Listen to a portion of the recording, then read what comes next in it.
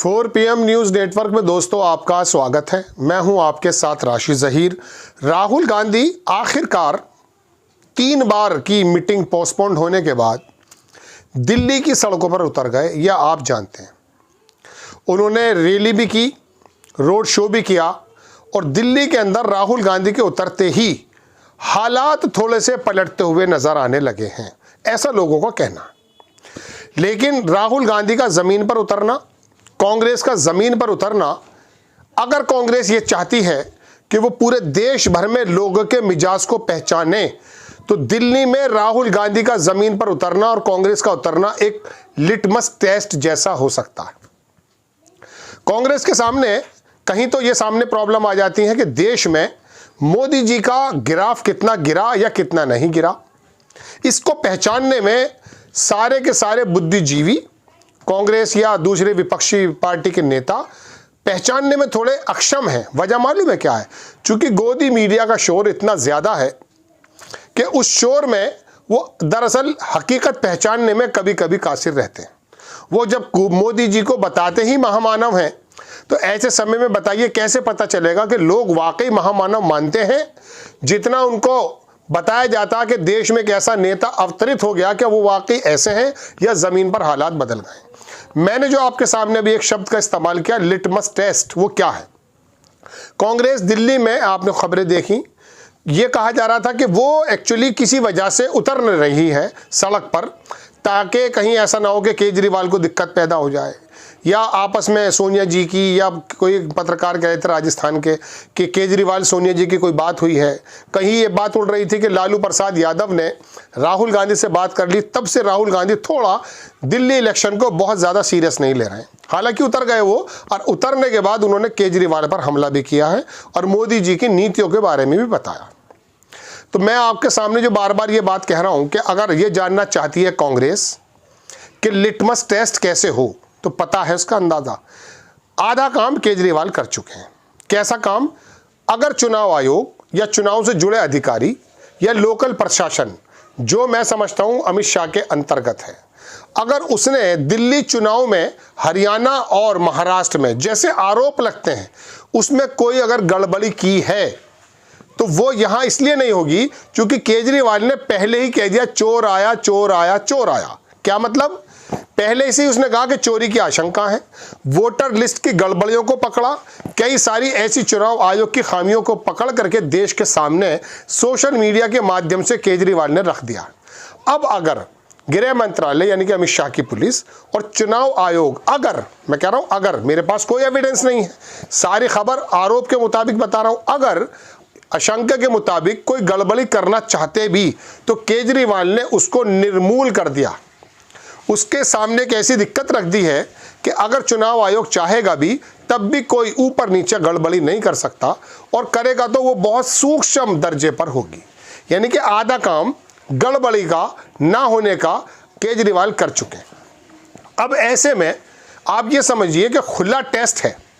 कांग्रेस को कितना चाहते हैं लोग, बीजेपी को कितना चाहते हैं लोग, और केजरीवाल को कितना चाहते हैं लोग। इसमें कोई दो राय नहीं है कि दिल्ली में केजरीवाल को फिलहाल पहले नंबर पर माने जा रहा है, और इसमें भी कोई दो राय नहीं है कि पिछले कई वर्षों से, बल्कि मैं कह सकता हूं दशकों से, शायद 94-95 के बाद भारतीय जनता पार्टी वहां आई नहीं है, तब से लेके अब तक वहां भारतीय जनता पार्टी का जो वोट बैंक है, अगर वो 25 या 35 के बीच में है तो वो इतना ही है जितना था, कम नहीं हो रहा है, थोड़ा बल्कि बढ़ जाता है, कभी कभी कुछ कम भी हो जाता है। तो पता ये चला कि अगर भारतीय जनता पार्टी का 30, 32, 35% है और 50% है गालिबन, पिछली बार तो 54 मिला था केजरीवाल को, कांग्रेस ने कितनी ज़्यादा कांग्रेस एक्सेप्टेबल है और मोदी जी के बरखिलाफ राहुल गांधी को कितना लोग चाहते हैं, दिल्ली में ये टेस्ट हो सकता है। अब बात यह है, एंटी इनकम्बेंसी केजरीवाल का भी पीछा नहीं छोड़ रही है, इसमें कोई दो राय नहीं है, और एंटी इनकम्बेंसी केंद्र को लेकर के मोदी जी का भी पीछा नहीं छोड़ रही है, ऐसा लगता है। हालांकि 7 सीटें लोकसभा में कई बार से भारतीय जनता पार्टी जीतती है। वजह उसकी क्या है? केजरीवाल और कांग्रेस आपस में बढ़ जाते हैं, पहले तो इलेक्शन में ऐसा ही हुआ है, या फिर केंद्र के बारे में लोग कुछ और सोचते हैं और विधानसभा के बारे में कुछ और सोचते हैं। कांग्रेस जिस प्रकार से राहुल गांधी के नेतृत्व में दिल्ली में कल उतरी है, उसके 3-4 नेता तो बराबर दिल्ली में काम कर रहे हैं, इसमें कोई दो राय नहीं है। वो लड़ रहे हैं, शीला दीक्षित की उस लेगेसी को आगे बढ़ा करके लोगों को बता रहे हैं और लोग कांग्रेस को याद भी कर रहे हैं। लेकिन केजरीवाल ने जो 2100 रुपये का शगुफा छोड़ा है, शगुफा इसलिए भी नहीं कह सकते हम कि वो जो पहले कह चुका वो किया है उसने।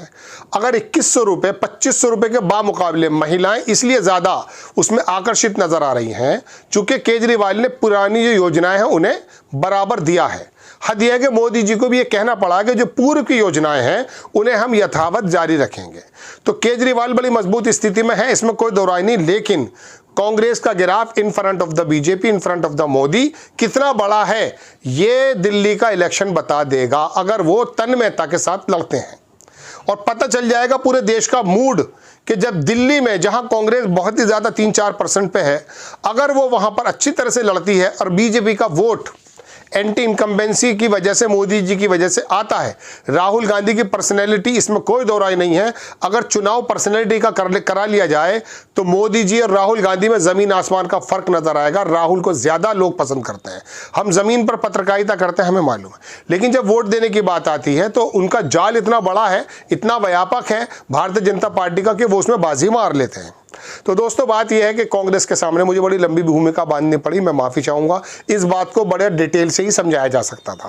कांग्रेस अगर चाहती है कि पूरे देश में पता चले कि मोदी जी के बरअक्स राहुल गांधी कितने एक्सेप्टेबल हैं, कांग्रेस को कितना लोग पसंद कर रहे हैं, वो तो 50 से 100 जब हो गए थे, जब 44 से 99 जब भी पता चल गया था। लेकिन बिना गड़बड़ी के, बिना चुनाव आयोग की शरारत के, अकॉर्डिंग टू आरोप एलिगेशन, अगर कांग्रेस चाहती है कि मैं जानना चाहती हूँ कि देश में मैं कितनी एक्सेप्टेबल हूँ, तो ये चुनाव दिल्ली का उसके लिए शानदार मंच है।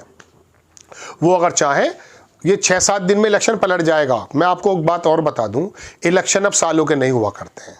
कोई ये कहे कि साहब मैं ज़मीन पर मेहनत कर रहा हूं, तो राहुल गांधी और प्रियंका गांधी ने उत्तर प्रदेश को मत करके डाल दिया था। जहां पर भीड़ भी कम नहीं थी, कोई भी घटना थी, राहुल गांधी और जो है प्रियंका गांधी नजर आते थे, लेकिन चुनाव नहीं बदला। विधानसभा की बात कर रहा हूं मैं। ऐसे में अब जो इलेक्शन है वो ऊपर से नीचे आता है, नीचे से ऊपर नहीं जाता है। पहले हुआ करता था, लोगों के काम हुआ करते थे, लोग वोट देके सरकार बदल देते थे। अब तो मोदी जी का एक ट्वीट, योगी का एक ट्वीट या राहुल गांधी का एक भाषण पूरे देश की राजनीति को बदल देता है, लोगों को सोचने का मजबूर कर देता है। तो इस तरह की धारणा सेट की जा सकती है। इस 5-7 दिन में अगर राहुल गांधी उतर गए और बड़े आक्रामक तरीके से उन्होंने प्रचार कर दिया, तो याद रखिएगा सीटें तो 10-12 आ ही जाएंगी, लेकिन वोट परसेंटेज से पता चल जाएगा कि बीजेपी को कितना लोग पसंद नहीं कर रहे हैं और राहुल गांधी कांग्रेस को कितना कर रहे हैं। अब बात रह जाती है रीजनल पार्टी। एक एपिसोड बनाने जा रहा हूं। अब देश व्हाइट और ब्लैक के अंदर बढ़ चुका है, ये बात मान लीजिएगा। मैं बताऊंगा आपको वो क्या कहना चाहता हूं कि या तो वो कांग्रेस की तरफ रहना है या फिर रहना है बीजेपी की तरफ। ये बीच के जो घटक दल हैं, आने वाला समय इनका नहीं है, ये मैं साबित करूंगा आपके सामने। एपिसोड जरूर देखिएगा। लेकिन दिल्ली का चुनाव राहुल गांधी कांग्रेस को लिए एक लिटमस टेस्ट है जो देश की नफ्स को पहचान सकता है, जब आशंकाएं बिल्कुल निर्मूल हो चुकी हैं कि चुनाव आयोग कोई गड़बड़ी करेगा। Good time, it is the high time to test कि कांग्रेस की सेहत कितनी बेहतर है। आपको खबर कैसी लगी अपनी राय कमेंट्स बॉक्स में जरूर दीजिए। चैनल को सब्सक्राइब कीजिए, शेयर कीजिए। नेक्स्ट टाइम मैं किसी खबर के साथ हाजिर होता हूं। जय हिंद।